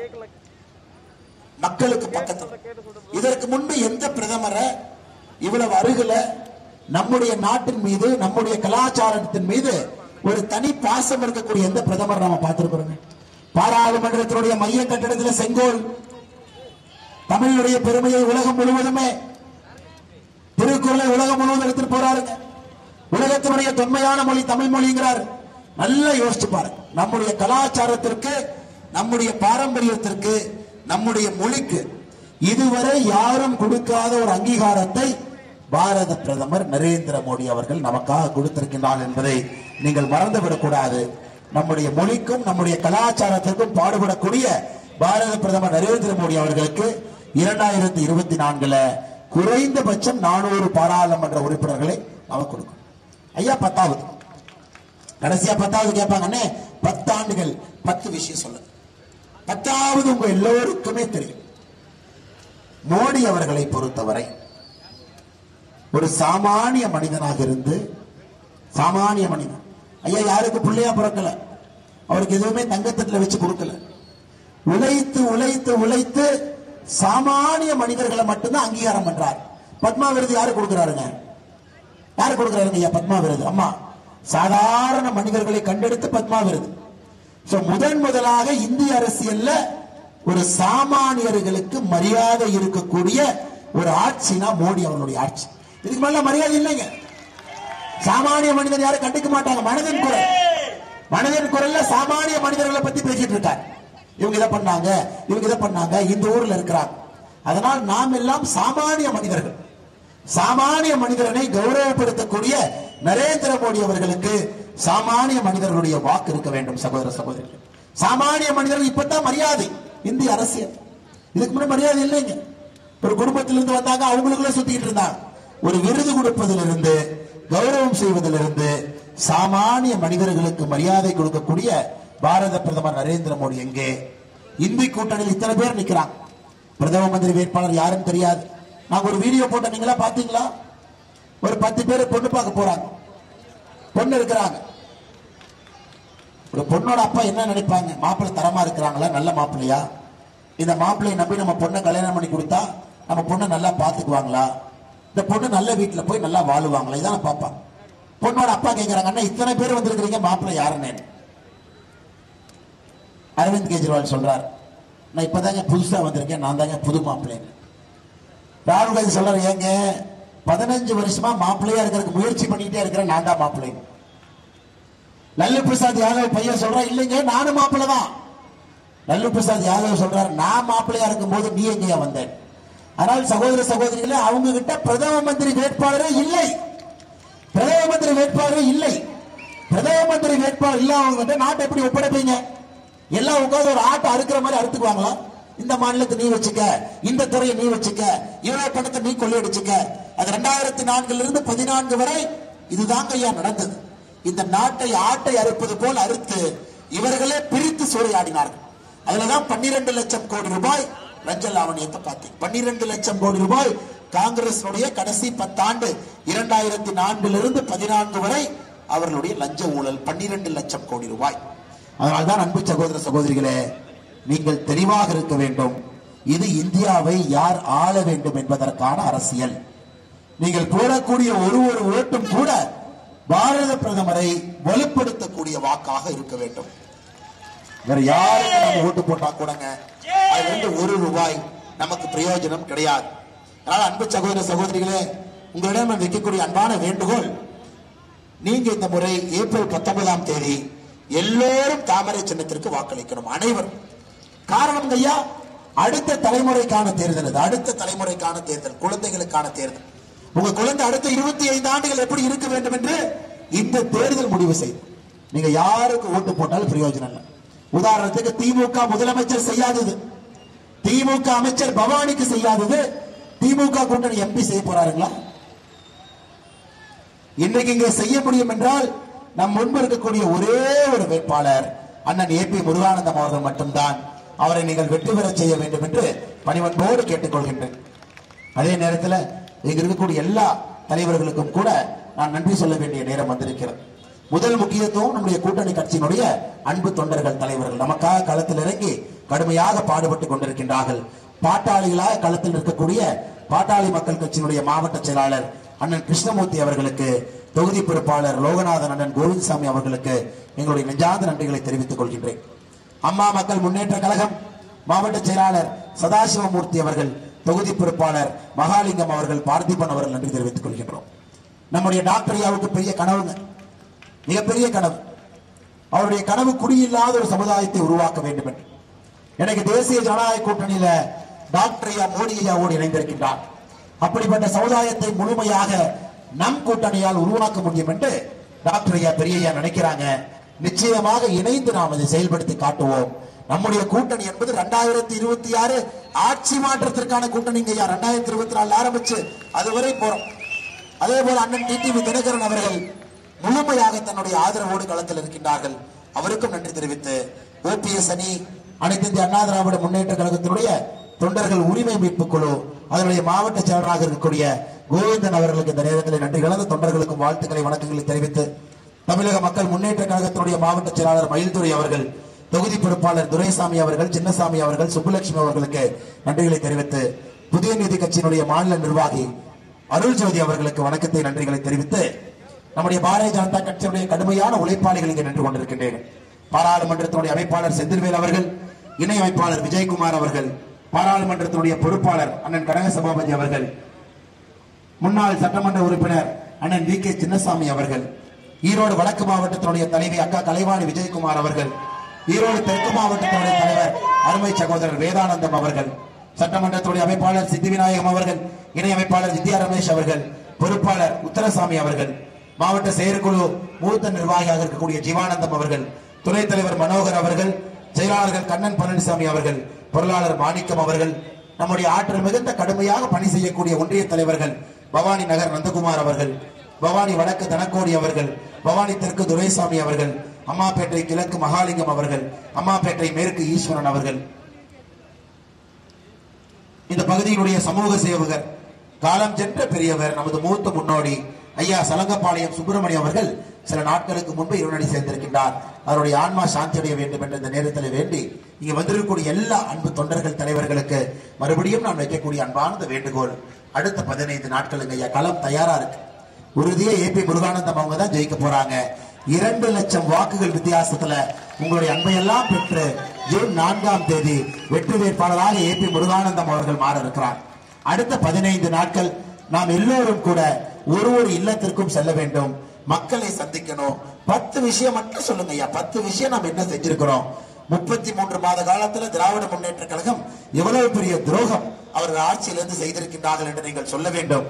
மறந்து விடாதீர்கள், நம்முடைய சின்னம் தாமரை, நம்முடைய சின்னம் தாமரை, நம்முடைய வெற்றி சின்னம் தாமரை, நம்முடைய அன்பு வேட்பாளர் ஏபி முருகானந்தம் அவருடைய சின்னம் தாமரை. இந்த முறை பாட்டாளி மக்கள் கட்சியினுடைய மாம்பழத்தினுடைய சின்னம் இங்கே தாமரை, பாரதிய ஜனதா கட்சி தாமரை, எல்லா கூட்டணி கட்சிகளுடைய சின்னம் தாமரை என்பதை மறந்து விடாதீர்கள். ஏப்ரல் 19ஆம் தேதி நீங்கள் வாக்களித்த அண்ணனை வெற்றி பெற செய்து பவானியினுடைய முன்னேற்றத்திற்கு முழுமையாக அவரை பயன்படுத்திக் கொள்ள வேண்டும் என்கின்ற அன்பான வேண்டுகோளை வைத்து வந்திருக்கக்கூடிய உங்கள் அனைவருக்கும் நன்றி கலந்த வாழ்த்துக்களை வணக்கங்களை தெரிவித்துக் கொள்கின்றோம். நன்றி, வணக்கம். பாரத் மாதா கி, பாரத அன்னையின் திகழ். இந்த பகுதியினுடைய குமரிக்கல் பாளையத்தில் 318 நாட்களாக உண்ணாவிரதம் இருந்து கொண்டிருக்கின்றார். தொடர் உண்ணாவிரதம். காரணம், அந்த பகுதியினுடைய நடுகள் 2000 ஆண்டுகளுக்கு மேல் இருக்கக்கூடிய சிறப்பு தன்மையை பாதுகாக்க வேண்டும், கல்குவாரிகள் வரக்கூடாது என்று. அந்த பகுதிக்கு சமீபத்தில் நம்முடைய அண்ணன் ஏபி முருகானந்தம் அவர்கள் சென்று மத்திய அரசு கிட்ட பேசி தொல்லியல் துறையிலிருந்து வந்து ஒரு ஆய்வு நடந்து முடிந்திருக்கிறது. அதனால் இந்த பகுதியில் குமரிக்கல் பாளையத்தில் 318 நாட்களாக உண்ணாவிரதம் இருக்கக்கூடிய அன்பு நண்பர்களுக்கு சொல்லுகின்றோம், அண்ணன் ஏபி முருகானந்தம் அவர்கள் அதை பாதுகாக்கப்பட்ட பகுதியாக நிச்சயமாக அறிவித்து உங்கள் ஊரினுடைய அந்த பழமையை நாங்கள் காப்பாற்றுவோம் என்றும் இந்த மண்ணிற்கு வந்து உங்களுக்கு வாக்குறுதி அளிக்கின்றோம். அண்ணனுடைய 100 வாக்குறுதிகள் இங்க இருக்கு. 100 வாக்குறுதி, தாமரையின் வாக்குறுதி அப்படி பிடிங்கன்னா தாமரையின் வாக்குறுதி பாருங்க, 100 வாக்குறுதி. அதாவது நம்முடைய பாராளுமன்ற வேட்பாளராக இருக்கக்கூடிய வெற்றி வேட்பாளர் ஏபி முருகானந்தம் அவர்கள் திருப்பூர் பாராளுமன்ற தொகுதிக்கு கொடுத்திருக்கக்கூடிய 100 வாக்குறுதிகள் இதில் இருக்கு. இந்த 100ஐயும் அவர் செயல்படுத்தி காட்டுவார். அன்பு சகோதர சகோதரிகளே, உங்கள் அன்பையும் ஆதரவையும் வெற்றி வேட்பாளர் அண்ணன் ஏபி முருகானந்தம் அவர்களுக்கு நீங்கள் அளிக்க வேண்டும் என்று அன்போடு கேட்டுக்கொள்கின்றோம். நன்றி, வணக்கம். அன்பார்ந்த பெரியவர்களே, தாய்மார்களே, முதல் உங்கள்கிட்ட மன்னிப்பு கேட்டுக்கிறோம். ஒரு வரலாறு காணாத ஒரு வெப்ப சூட்டில் நாம் நின்று கொண்டிருக்கின்றோம். குறிப்பாக ஈரோடை பொறுத்தவரை வரலாறு காணாத வெயில். நேற்று 42 டிகிரி, இன்னைக்கும் அதே 42 43 டிகிரி. தயவு செஞ்சு மன்னிச்சுக்கங்க. மத்தியானம் வெயில நாம் இந்த மீட்டிங் போட்டுட்டு இருக்கிறோம் ஐயா, வேகமாக முடித்துக் கொள்ளலாம். காரணம், இந்த நேரத்தில் நம்முடைய வெற்றி வேட்பாளர் அவருக்கு தேவையான எல்லா சக்தியும் கூட கொடுப்பதற்காக நாம் இங்கே நின்று கொண்டிருக்கின்றோம். ஒரு சாதாரண மனிதனாக, ஒரு சாமானியனாக நம்முடைய வெற்றி வேட்பாளர் அண்ணன் விஜயகுமார் அவர்கள் நம்மோடு நின்று கொண்டிருக்கின்றார். மக்கள் தலைவர் ஐயா மூப்பனார் அவர்களுடைய கட்சி மாற்று அரசியலுக்காக ஆரம்பிக்கப்பட்ட தமிழ் மாநில காங்கிரஸ் நம்முடைய தேசிய ஜனநாயக கூட்டணியில் மிக முக்கியமான ஒரு அங்கம் வகிக்கக்கூடிய தமிழ் மாநில காங்கிரசினுடைய வெற்றி வேட்பாளர் அண்ணன் விஜயகுமார் அவர்கள் சைக்கிள் சின்னத்தில் நின்று ஈரோடுக்கு ஒரு புதிய அரசியல் மாற்றத்தை கொடுக்க வேண்டும் என்பதற்காக நம்மோடு நின்று கொண்டிருக்கின்றார்கள். சகோதர சகோதரி, இங்கெல்லாம் பார்க்கும் பொழுது வெப்பத்தை பொருட்படுத்தாம இவ்வளவு பெரிய மக்கள் கூட்டம் இங்கே வந்திருக்கும் பொழுது நமக்கு தெரிகிறது. நீங்களும் அதே மாற்றத்தை விரும்புகின்றீர்கள். நிச்சயமாக மாற்றம் நடக்க வேண்டும். ஈரோடு அடுத்த கட்டம் செல்ல வேண்டும். அதற்கு தேசிய ஜனநாயக கூட்டணி இங்கே வெற்றி பெற வேண்டும். அதற்கு மிக முக்கியமாக பாரத பிரதமர் நரேந்திர மோடி அவர்கள் கிடைக்கக்கூடிய ஒரு பாராளுமன்ற உறுப்பினரும் கூட மிக முக்கியமான உறுப்பினர். உங்களுக்கு தெரியும் நம்முடைய இலக்கு, பிரதமருடைய இலக்கு பாரதிய ஜனதா கட்சி 370 பாராளுமன்ற உறுப்பினர்கள் வெல்ல வேண்டும். தேசிய ஜனநாயக கூட்டணியோடு 400 பாராளுமன்ற உறுப்பினர்களை தாண்டி நிற்க வேண்டும். 2014 283 பாராளுமன்ற உறுப்பினர்கள் இருந்தோம். 2019 303 இருந்தோம். இந்த முறை நாம் எல்லாம் தெளிவாக இருக்கின்றோம். பிரதமர் அவர்களுக்கு எவ்வளவு வலிமைப்படுத்துகின்றோமோ, எந்த அளவுக்கு ஒரு வலிமையான பிரதமர் நம்முடைய நாட்டில் நரேந்திர மோடி அவர்கள் வந்து அமர்கின்றார்களோ அந்த அளவுக்கு வளமான ஒரு தமிழகத்தை நம்மால் உருவாக்க முடியும் என்கின்ற நம்பிக்கையில நம்முடைய பிரதமர் அவர்களை வலிமைப்படுத்துவதற்காக நின்று கொண்டிருக்கின்ற அன்பு சகோதர சகோதரிகள். ஈரோடை பொறுத்தவரை ஒரு மிக வித்தியாசமான ஒரு பாராளுமன்ற தொகுதி. விவசாய பெருமக்கள் அதிகமாக இருக்கக்கூடிய ஒரு தொகுதி. அதே நேரத்தில் தொழில்துறை வளர்ச்சியும் கூட அதற்கு சமமாக இருக்கக்கூடிய ஒரு தொகுதி. 6 சட்டமன்ற தொகுதிகளும் கூட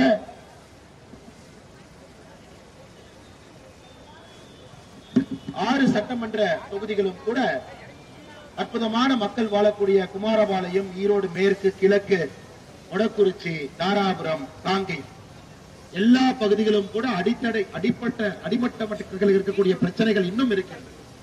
சுதந்திரம் கிடைத்து 1947க்கு பிறகு இன்னும் ஈரோட்டினுடைய பாராளுமன்ற தொகுதியில் எங்கே சென்றாலும் கூட அடித்தட்டு மக்களுக்கு இருக்கக்கூடிய பிரச்சனையை கண்கூடாக நாம் பார்க்கின்றோம். அதற்கு தீர்வு வேணுங்க. நான் உங்கள் முன்னால் வைக்கக்கூடிய ஒரே ஒரு வாதம் மட்டும்தான். 3 அமைச்சர்கள் இருக்கக்கூடிய பாராளுமன்ற தொகுதி. தமிழகத்தில் எந்த பாராளுமன்ற தொகுதியிலும் கூட 3 அமைச்சர்கள் கிடையாதுங்க. ஈரோடு பாராளுமன்ற தொகுதியில் 3 பேர். தாராபுரத்தில் ஒருத்தர், காங்கேயத்துக்கு ஒருத்தர், ஈரோட்டுக்கு ஒருத்தர். இந்த 3 அமைச்சர்கள் செய்யாதத ஒரு எம்பி செய்ய போறாருங்களா? யாராவது நண்பர்கள் இங்க ஈரோடு பாராளுமன்ற தொகுதியில் இல்ல நான் திமுக ஓட்டு போடுறேன், திமுக பாராளுமன்ற உறுப்பினர் நமக்கு வேண்டும் என்று நினைத்தால், ஒரு திமுக முதலமைச்சர் செய்யாதத, திராவிட முன்னேற்ற கழகத்தினுடைய 3 அமைச்சர்கள் செய்யாதத ஒரு திராவிட முன்னேற்ற கழகத்தினுடைய பாராளுமன்ற உறுப்பினர் செய்ய போறாருங்களா? கிடையாது. திராவிட முன்னேற்ற கழகத்தினுடைய பாராளுமன்ற உறுப்பினர் ஈரோடு என்பது நீங்கள் தெரியும், போடக்கூடிய வாக்குல எந்தவித வலிமையும் கிடையாது. அந்த பாராளுமன்ற உறுப்பினர்கள் எதையும் செய்ய முடியாது. ஆனால் இங்கு தேசிய ஜனநாயக கூட்டணியில் இருந்து ஒரு பாராளுமன்ற உறுப்பினர் வரும் பொழுது மோடி ஐயாவுடைய நேரடி பார்வையில் ஈரோடு இருக்கும் என்பதை நாம் மறந்துவிடக்கூடாது. திமுகவுக்கு ஓட்டு போட்டு நம்ம எந்த சாதனையும் பண்ண போறது இல்லைங்க. ஏன்னா அவங்க மேலே ஆட்சி அமைக்க போறதில்லை. 400 பாராளுமன்ற உறுப்பினர்களை தாண்டி பாரத பிரதமர் நரேந்திர மோடி அவர்கள் தான் ஆட்சிக்கு வருகின்றார்கள் என்று உறுதி செய்யப்பட்ட விஷயம். அது உறுதி செய்யப்பட்ட விஷயம். யாருக்கும் அதில் எந்த தடுமாற்றமும் இல்லை. அப்படி இருக்கும் பொழுது கண்ணும் காதுமாக இருக்கக்கூடிய அண்ணன் விஜயகுமார் அவர்கள் தேசிய ஜனநாயக கூட்டணியில் வெற்றி பெற்று இங்கே வரும் பொழுது ஈரோட்டுக்கு தேவையான எல்லா வசதிகளும் கூட அவர்களால் செய்ய முடியும் என்பதை நீங்கள் மறந்துவிடக்கூடாது. அது மட்டுமில்லை சகோதர சகோதரிகளே, 2024 ஒரு சரித்திர தேர்தல். இது போன்ற தேர்தல் திரும்ப கிடைக்காது. ஏன் சரித்திர தேர்தல் என்றால், யார் பிரதமர் ஆகப் போகின்றார்கள் என்று தெரிந்து ஓட்டு போட போறோம். 1952 இந்தியாவுடைய முதல் பாராளுமன்ற தேர்தல் காங்கிரஸ் ஆட்சி அமைக்கிறாங்க. தெரியும், சுதந்திரத்துக்கு பிறகு. எமர்ஜென்சிக்கு பிறகு ஜனதா கட்சி ஆட்சிக்கு வருது, அதுவும் தெரியுங்க.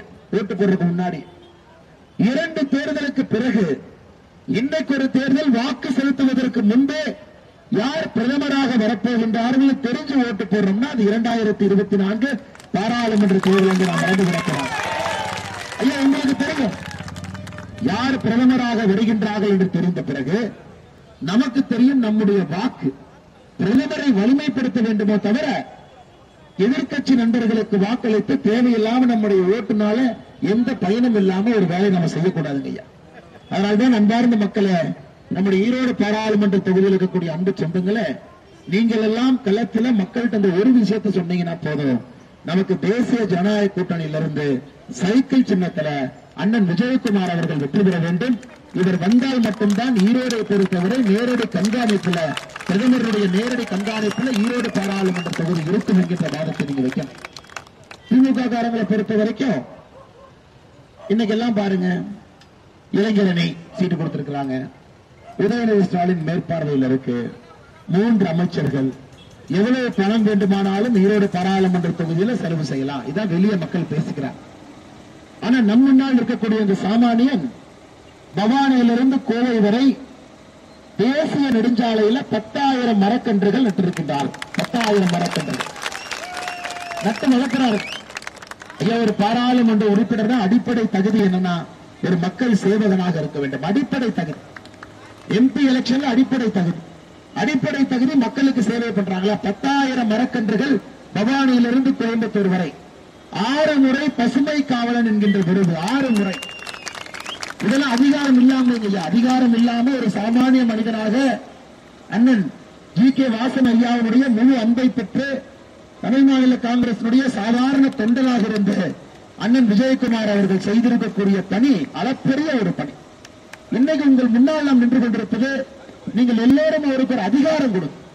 விஜயகுமார் அவர்களுக்கு அதிகாரம் அளித்து இந்த பாராளுமன்றத்தில் ஈரோடுக்கு சேவை செய்வதற்கு நாம் வாய்ப்பு கொடுக்க வேண்டும் என்பதற்காகத்தான் நாம் இங்கே நின்று கொண்டிருக்கின்றோம். சகோதர சகோதரரை நாம் அதை மறந்துவிடக் கூடாது. அதை தாண்டி இன்னொன்னு பாருங்க, இன்னைக்கு ஈரோடு இருக்கக்கூடிய முக்கியமான பிரச்சனை என்னங்க? முதலமைச்சர் ஈரோட்டுக்கு வர்ற 2 நாளைக்கு முன்னாடி ஒரு முதலமைச்சரே போய் சொல்றாரு. என்னங்க முதலமைச்சர் என்ன போய் சொல்றாருங்க? எழுதி கொடுத்த சீட்டில இருந்து படிக்கிறார். கீழ்பவானி வாய்க்கால், கீழ்பவானி வாய்க்கால்ல மொத்த பாசனம் 3 லட்சம் ஏக்கருங்கிறார். நீங்க நம்புறீங்களா? இதே திமுக அரசு வேற வேற கலெக்டர் போய் கேட்டீங்கன்னா 2,07,000 ஏக்கர்மா. முதலமைச்சர் வந்து மேடையில மைக் எடுத்து 3 லட்சம் ஏக்கர். ஐயா, எதற்கு நான் இதை சொல்லுகின்றேன் என்றால், ஒரு முதலமைச்சருக்கு ஈரோட்டில் பாசன வசதி கீழ்பவானியில எந்த அளவுக்கு இருக்குன்னு ஒரு முதலமைச்சருக்கு தெரியும். ஈரோட்டில் இருக்கக்கூடிய அடுத்த பிரச்சனை பார்த்தீங்கன்னா கேன்சர் நோய், புற்றுநோய். அதற்கு தீர்வு வேண்டும். ஏற்கனவே நாம் சொல்லியிருந்தோம், நம்முடைய எண்மண் எண்மக்கள் யாத்திரையின் பொழுது ஈரோட்டுக்கு ஒருங்கிணைந்த ஒரு கேன்சர் மருத்துவமனையை நாங்கள் கொண்டு வருகின்றோம். சித்தா, ஆயுர்வேதா, இங்கிலீஷ் மெடிசன் எல்லாமே அதில் இருக்கும். ஒருங்கிணைந்த ஒரு மருத்துவ வளாகம் ஈரோட்டுக்கு வேணும். இது யாருனால செய்ய முடியுங்க? தேசிய ஜனநாயக கூட்டணியால் மட்டும்தான் செய்ய முடியும். இன்னைக்கு ஈரோட்டுக்கு இருக்கக்கூடிய சாயப்பட்டறையினுடைய பிரச்சனை, கழிவுநீர் சுத்தப்படுத்த எஸ்டிபி போடணுங்க ஐயா, சூயேஜ் ட்ரீட்மெண்ட் பிளான்ட். ஆயிரக்கணக்கான கோடி ரூபாய் யாராவது கொண்டு வர வேண்டும் என்றால் அதையும் இன்னைக்கு நம்முடைய தேசிய ஜனநாயக கூட்டணியால் தான் கொண்டு வர முடியும். ஆனால் ஈரோட்டு மக்களுடைய அடிப்படை பிரச்சனைக்கெல்லாம் ஒரு தீர்வு நம்முடைய பாரதிய ஜனதா கட்சி தலைமையில் இருக்கக்கூடிய தேசிய ஜனநாயக கூட்டணி. அதற்கு ஈரோடு பாராளுமன்ற தொகுதியில் அண்ணன் விஜயகுமார் அவர்கள் வெற்றி பெற்றால் மட்டும்தான் மாற்றம் இங்கே வரும். சகோதர சகோதரிகளே, நீங்கள் அதை நிச்சயமாக மறந்துவிடக் கூடாது. எதிர்கட்சி நண்பர்கள், குறிப்பாக இங்கு ஆளுங்கட்சியாக இருக்கக்கூடிய திராவிட முன்னேற்ற கழகம் பணத்தை வைத்து ஈரோடு மக்களை விலைக்கு வாங்கி விடலாம் என்று நினைக்கின்றார். இப்படிப்பட்ட யாரெல்லாம் யார் வாழ்ந்த மண்ணுங்க? இப்படிப்பட்ட மனிதர்கள் வாழ்ந்த மண். எவ்வளவு பெரிய மனிதர்கள், ஆண்டோர்கள், சான்றோர்கள் ஈரோட்டு மண்ணிலே வாழ்ந்திருக்கின்றார். இந்த முறை நீங்க இவரை ஒரு மனிதரை பார்த்து நீங்கள் வாக்களிக்க வேண்டும். ஒரு மனிதனாக பார்த்து. விஜயகுமார் மனிதனா யாரு? ஐயா, மற்ற வேட்பாளர் மாதிரி ஆடம்பரம் எப்படிங்க ஐயா பண்றது? இல்லனே ஒரு 100 கார்ல வரணும், கிராமத்துக்கு வரணும், 10,000 பேரை கூப்பிட்டு வந்து பிரச்சாரம் பண்ணணும், அப்படியே ஒரு மாயை இருக்கணும், அப்படியே ஜெயிக்கிற மாதிரி ஒரு மாயை காட்டணும். ஆனா விஜயகுமார் அண்ணன் அதை செய்ய போவது கிடையாது. நம்முடைய கூட்டணியும் அதை செய்ய போவது கிடையாது. நாம் ஒரு சாமானிய மக்களுக்காக பணி செய்யக்கூடிய வேட்பாளரை எடுத்திருக்கின்றோம் என்று நீங்கள் பட்டு தொட்டி எல்லாம் கிராமத்திற்கு சென்று சொன்னால் போதும், விஜயகுமார் அவர்களுக்கு வரவேண்டிய ஓட்டு கட்டாயமா வரத்தான் போதும் ஐயா. மற்ற கட்சிகள் செய்ய வேண்டிய ஆடம்பரமோ மாயையோ நாம் செய்ய வேண்டிய அவசியம் இல்லை. ஈரோடு மக்கள் அதை விருப்பப்பட போவதும் கிடையாது. பாரதிய ஜனதா கட்சியினுடைய தலைவர்கள், தொண்டர்கள் பெரிய எண்ணிக்கையில் நின்று கொண்டிருக்கின்றனர். நம்முடைய கூட்டணி தர்மம், நம்முடைய கூட்டணியில அண்ணன் விஜயகுமார் அவர்கள் நின்று கொண்டிருக்கின்றார். நம்மை நம்பி நின்று கொண்டிருக்கின்றார். கூட்டணி கட்சியினுடைய பலத்தை நம்பி நின்று கொண்டிருக்கின்றார். முழுமையாக அவருக்கு பலத்தை கொடுக்க வேண்டிய கடமை நம்முடைய கடமைங்க. எல்லாரும் ஒன்றாக சேர்ந்து உழைக்க வேண்டும். ஒரு பாரதிய ஜனதா கட்சியினுடைய தொண்டரும் தலைவனும் முழுமையாக சேர்ந்து உழைக்கணுங்க ஐயா. அதே நேரத்தில் நம்முடைய கூட்டணி கட்சியினுடைய எல்லா தலைவர்களும் கூட நின்று கொண்டிருக்கின்றோம். தமிழ் மாநில காங்கிரஸ் முழுமையாக இன்னைக்கு களத்தில் இறங்கியிருக்கிறாங்க. முழுமையாக இந்த பகுதியினுடைய மிக முக்கிய தலைவராக, முன்னாள் சட்டமன்ற உறுப்பினராக, மாநில பொதுச் செயலாளர் விடியல் சேகர் அவர்கள் களத்தில் இருக்கிறாங்க. அருமை சகோதரர் இளைஞரணி தலைவர் அருமை சகோதரர் யுவராஜ் அவங்க, ஈரோடு தெற்கு மாவட்ட தலைவர் வி.பி. சண்முகம் அண்ணன், மாநில துணைத் தலைவர் ஆறுமுகம் அவர்கள், வெள்ளாளர் கல்வி நிறுவனத்துடைய செயலாளர் மாநில செயற்குழு உறுப்பினர் சந்திரசேகர் அண்ணன், மாநில செயற்குழு உறுப்பினர் ஈஸ்வரமூர்த்தி அண்ணன், இங்க இருக்கக்கூடிய எல்லா வட்டார தலைவர்கள், எல்லா மண்டல் தலைவர்களுக்கு இருக்கின்றார்கள். அதே போல நம்முடைய பாட்டாளிகளாக இருக்கக்கூடிய பாட்டாளி மக்கள் கட்சி கடுமையாக களத்தில் இருக்கிறாங்க. மாவட்ட செயலாளர் அண்ணன் ராஜ் அவர்கள் இருக்கின்றார்கள், தமிழ் தொண்டர்கள் வந்திருக்கின்றார்கள். அனைத்து இந்திய அண்ணா திராவிட முன்னேற்ற கழகத்தினுடைய தொண்டர்கள் உரிமை மீட்பு குழு ஓபிஎஸ் அண்ணன் தலைமையில் அண்ணன் தங்கராஜ் அவர்கள் வந்திருக்கின்றார்கள். புதிய நீதி கட்சியினுடைய மாவட்ட தலைவர் கிருபாகரன் அவர்கள் வந்திருக்கின்றார்கள். தமிழக மக்கள் முன்னேற்ற கழகத்தினுடைய மாவட்ட செயலாளர் செல்வராஜ் அவர்கள் தலைமையில தொண்டர்கள் தலைவர்கள் வந்திருக்கின்றார்கள்.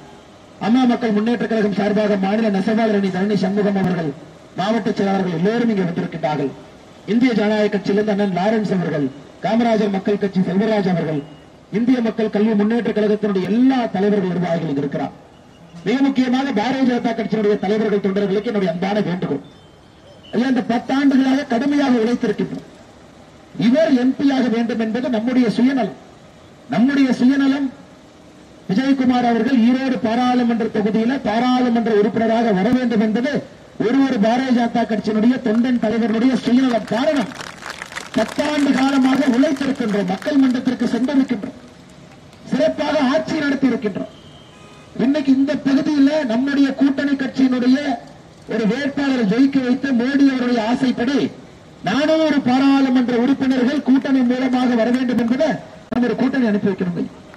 நம்ம பிஜேபியிலிருந்து பாரதிய ஜனதா கட்சியிலிருந்து ஒரு வேட்பாளர் நிறுத்தப்பட்டிருந்தாலும் கூட அவருக்கு நாம் கொடுக்கக்கூடிய உழைப்பை விட அண்ணன் விஜயகுமார் அவர்களுக்கு நீங்கள் 2 மடங்கு உழைப்பை கொடுக்க வேண்டும் என்பது என்னுடைய அன்பான வேண்டுகோள். காரணம், பாரதிய ஜனதா கட்சி ஒரு கூட்டணி கட்சி எப்படி நடத்தும் என்பதை நாம் காட்ட வேண்டும். இன்னைக்கு எதுக்கு பாரதிய ஜனதா கட்சி தலைமையில் இங்க ஒரு கூட்டணி அமைந்திருக்கிறது. இதற்கு அண்ணன் ஜி.கே. வாசன் அவர்கள் மிக முக்கியமான முடிவெடுத்து நம்முடைய கூட்டணியில் இருக்கிறாங்க. இதற்கு டாக்டர் ராமதாஸ் ஐயா நம்ம கூட்டணியில் இருக்கிறாங்க, மிகப்பெரிய தலைவர்கள். அண்ணன் டிடிவி தினகரன் ஐயா இருக்கிறாங்க, ஐயா ஓ பன்னீர்செல்வம் ஐயா இருக்கிறாங்க. ஏனென்றால் இதற்கு முன்பு இருந்த கூட்டணி என்பது பெரிய கட்சி சின்ன கட்சி நெசக்கிற கூட்டம். அதனால் யாரும் எங்கேயும் வளர முடியாது. தமிழகத்திலே நாம் ஒரு மாற்று அரசியலை காட்ட வேண்டும்.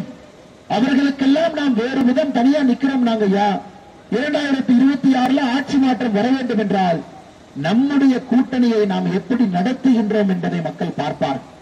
நம்ம கூட இருக்கக்கூடிய கட்சி எப்படி நாம வச்சிருக்கிறோம், எப்படி மரியாதை கொடுக்கின்றோம், அவர்களுக்காக களத்தில் எப்படி வேலை செய்கின்றோம் என்பதுதான் சான்று. இன்னைக்கு எல்லோரும் பெரிய பெரிய கட்சிகள் இருந்து வந்து பாரதிய ஜனதா கட்சியினுடைய தலைமை ஏற்றுக்கொண்டு நம்மோடு இருப்பதற்கான காரணம், பாரதிய ஜனதா கட்சி பெரிய கட்சி சின்ன கட்சி என்று பார்க்காது, எல்லோரையும் சகோதர சகோதரிகளாக பார்த்து எல்லோரும் வளர வேண்டும் என்று நினைக்கக்கூடிய கட்சி. அதை ஈரோடு களத்தில் நீங்கள் காண்பிக்க வேண்டும். பாரதிய ஜனதா கட்சியினுடைய அன்பு தொண்டர்கள் தலைவர்களுக்கு அன்பான வேண்டுகோள், ஈரோடு களத்தில் ஒரு பாரதிய ஜனதா கட்சியினுடைய தொண்டனுக்கு தூக்கம் கிடையாது. இது நாம் கடுமையாக களத்தில் உழைக்கணும். ஒரு வீடு ஏறி இறங்கும், மக்கள் கேட்பாங்க. ஏன்னா நம்ம மத்த கட்சி மாதிரி முதல் முறையா வரலீங்க. 10 ஆண்டுகள் ஆட்சியில் இருந்து விட்டு 5 ஆண்டுகள் கேட்கின்றோம். 10 ஆண்டுகள் இருந்துட்டு கேட்கிறோம். மக்கள் கேள்வி கேட்பாங்க, அண்ணே 10 வருஷத்துல என்ன பண்ணிருக்கீங்க? சில பேர் சொல்லுவாங்க, அண்ணே சூப்பரா பண்ணிருக்கீங்க, நீங்க வரவே வேண்டாம், ஓட்டு போட்டுறேன். சில எதிர்கட்சி நண்பர்கள் விதண்டாவாதத்திற்கு பேசுவாங்க, அண்ணே நீங்க என்ன பண்ணிருக்கீங்கன்னு சொல்லுங்க, அதன் பிறகு ஓட்டு போடும். அதனால நம்ம எல்லோருக்கும் தெரியும், கூட்டணி கட்சியினுடைய தலைவர்கள் தொண்டர்கள் என்று கொண்டிருக்கின்றோம். எல்லோருக்கும் தெரியும், 10 ஆண்டுகள்ல இந்தியா இதுவரை பார்க்காத ஒரு அரசு நம்ம கொடுத்திருக்கிறோம். இந்தியா இதுவரை பார்க்காத ஒரு அரசு. ஐயா, நாட்டினுடைய வளர்ச்சி மட்டுமல்ல, ஒரு தனி மனிதனுடைய வளர்ச்சிக்கு நாம் முக்கியத்துவம் கொடுத்திருக்கின்றோம். உதாரணத்துக்கு நம்முடைய ஈரோடு மாவட்டத்தை மட்டும் எடுத்துக்கையா, மோடி ஐயாவுடைய திட்டத்தில் அதிகமாக பயன்பெற்றிருக்கக்கூடிய ஒரு மாவட்டம் என்றால் அது ஈரோடு மாவட்டம் தாங்க. எந்த மாவட்டமும் கூட தமிழகத்தில் இந்த அளவுக்கு பயன்பெற்றது கிடையாது. நீங்க பாருங்க, 37,838 பேருக்கு பிரதமருடைய வீடு. முதல் முறையாக 37,000 குடும்பம் கான்கிரீட் வீட்டுல, மோடி வீட்டுல சந்தோஷமாக கௌரவமாக நிம்மதியாக கம்பீரமாக வீட்டில் வாழ்றாங்க. சுதந்திரம் கிடைத்து 2014 வரை யாரும் கேட்கல, உங்களுக்கு கான்கிரீட் வீடு இருக்கான்னு யாரும் கேட்கல. 37,000 குடும்பம் மோடி வீட்டுல கான்கிரீட் வீட்டுல குடிபெயர்ந்திருக்கின்றார்கள். எவ்வளவு பெரிய விஷயம். ஒரு வீட்டுக்கு 2,63,000 ரூபாய் மானியம். ஆனா ஸ்டாலின் ஐயாக்கு இதெல்லாம் கண்ணுக்கு தெரியாது. நீ மத்திய அரசிலிருந்து கோபாலபுரம் மூலமாக மாநில பட்ஜெட்டுக்கு பணம் கொடுத்தா தான் 29 பைசாவாமா. உதயநிதி ஸ்டாலினுக்கு அடிப்படை அறிவு கொஞ்சமாச்சு இருந்ததுன்னா, ஒரு அடிப்படை அறிவு இருந்ததுன்னா, ஒரு கையில ஒரு பேப்பரை பேனா வச்சுட்டு உதயநிதி ஸ்டாலின் அடிப்படை அறிவிருந்து கூட்டினா தெரியும். மோடி ஐயாவை பொறுத்தவரை தமிழகத்திற்கு 11 லட்சம் கோடி ரூபாய் நாம் கொடுத்திருக்கின்றோம். 11 லட்சம் கோடி. 11 லட்சம் கோடி. இந்தியாவில் எந்த மாநிலத்திற்கும் இல்லாத மரியாதை இங்க கொடுத்திருக்கிறோம். ஆனா எப்படி கொடுத்திருக்கிறது? முக்காவாசி பணத்தை நேரடியா கொடுத்திருக்கும். மாநில அரசு மூலமாக கொடுக்கலீங்க ஐயா. இங்க பாருங்க, 37,838 குடும்பங்களுக்கு ஒரு குடும்பத்துக்கு 2,63,000 கணக்கு போடுங்க. அது மாநிலத்திற்கு நம்ம கொடுத்த நிதி இல்லையா? ஆனா மாநில அரசு மூலமாக கொடுக்கல, உங்களுடைய வங்கி கணக்கு கொடுத்திருக்கின்றோம். இந்த அடிப்படை அறிவு இருந்தா அவங்க கூட்டி பார்த்தா தெரியும். அதே போல இங்க பாருங்க, இங்க இருக்கக்கூடிய விவசாய பெருமக்கள் 95,782 விவசாய பெருமக்கள். ஐயா மறுபடியும் சொல்றேன், இது விவசாய பூமி. ஒரு விவசாயிக்கு 30,000 ரூபாய் கொடுத்திருக்கின்றோம். 15 தவணையில தவணைக்கு 2,000, வருடத்திற்கு 6,000.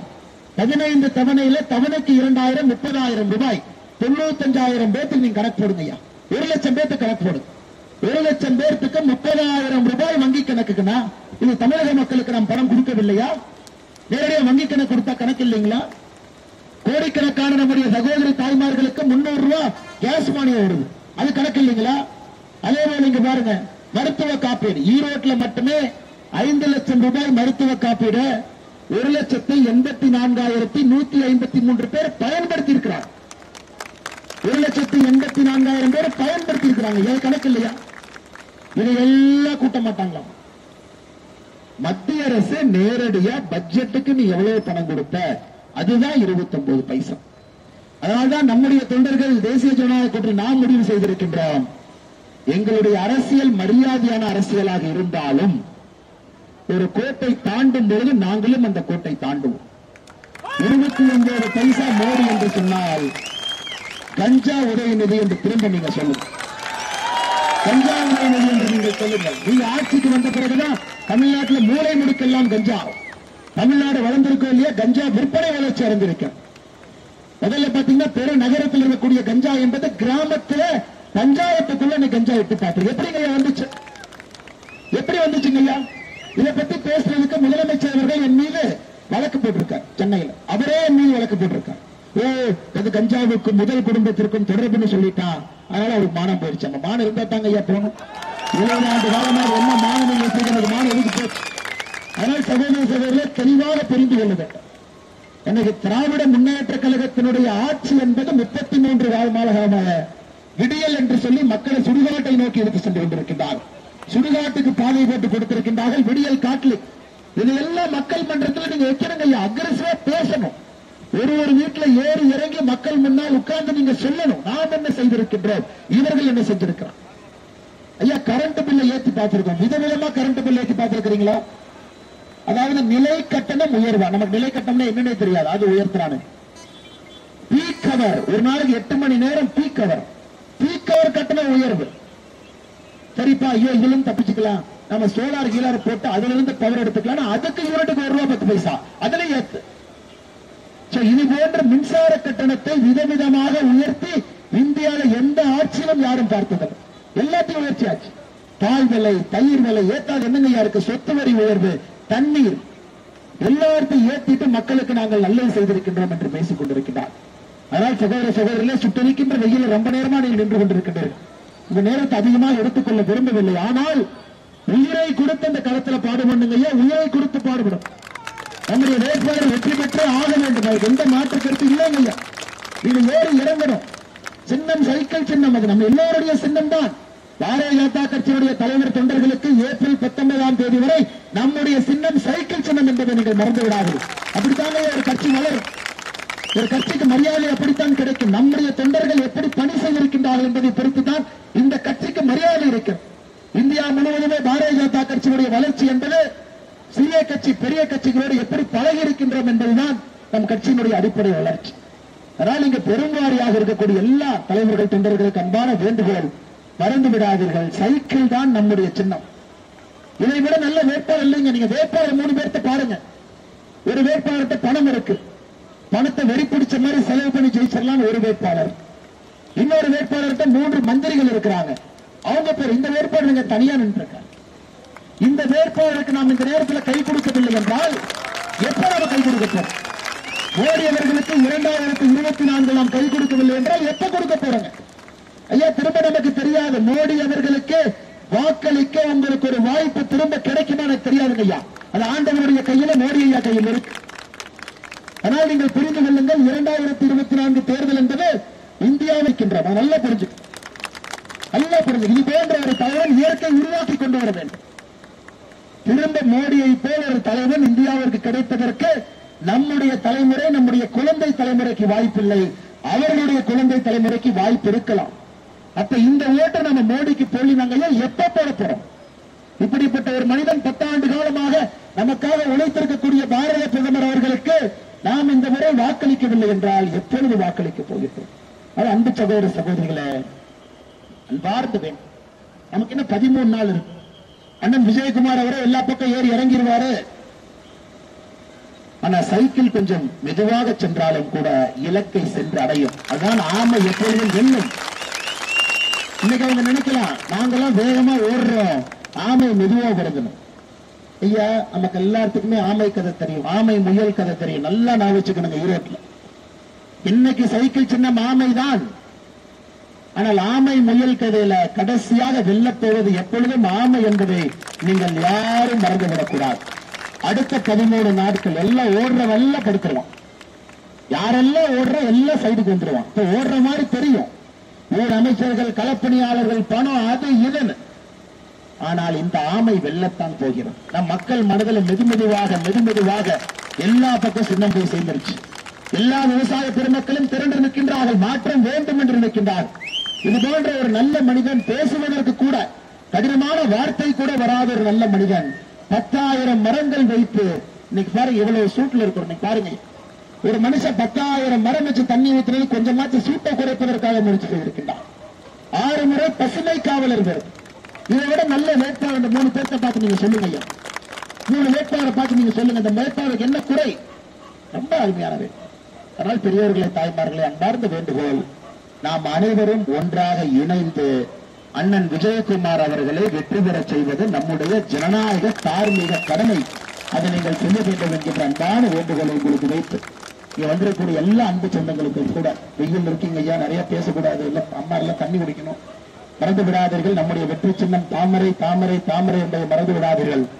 மக்கள் தலைவர், நம்முடைய வெற்றி சின்னம் தாமரை தாமரை தாமரை என்பதை மறந்து விடாதீர்கள். ஆனா ஏப்ரல் 19ஆம் தேதி வரை எல்லா சின்னமும் சைக்கிள் தாங்க. பாட்டாளி மக்கள் கட்சிகளுக்கு முன்னாடி பிரச்சாரம் பண்ணிட்டு வரும்போது மாம்பழம் கொடுப்பாங்க, வெற்றி சின்னம் மாம்பழம். ஆனா 19ஆம் தேதி வரை எங்களுடைய வெற்றி சின்னம் தாமரை. அங்க பாத்தீங்கன்னா மாறினா, அதான் அந்த கூட்டணியினுடைய தர்மம்.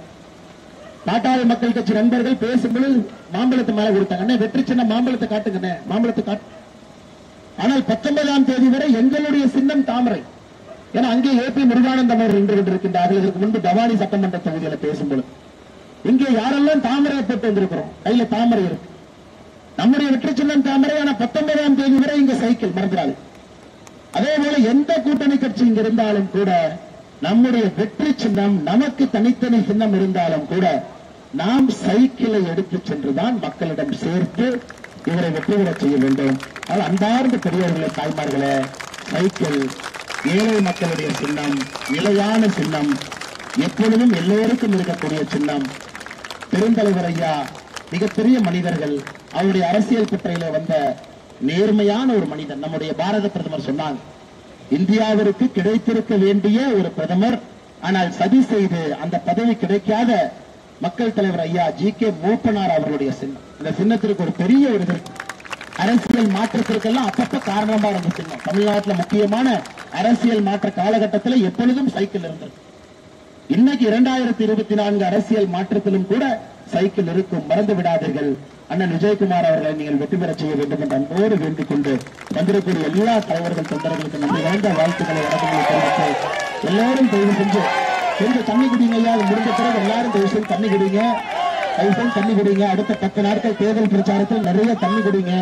எல்லா வீடு இறங்கி ஏறி மக்களை பார்த்து வாக்கு சேகரிக்க வேண்டும் என்று அன்போடு கேட்டுக்கொள்கின்றோம். நன்றி, வணக்கம். பாரத் மாதா. மேலும் இது போன்ற வீடியோக்களை காண தேசியவாத நியூஸ் யூடியூப் சேனலை சப்ஸ்கிரைப் செய்யுங்கள்.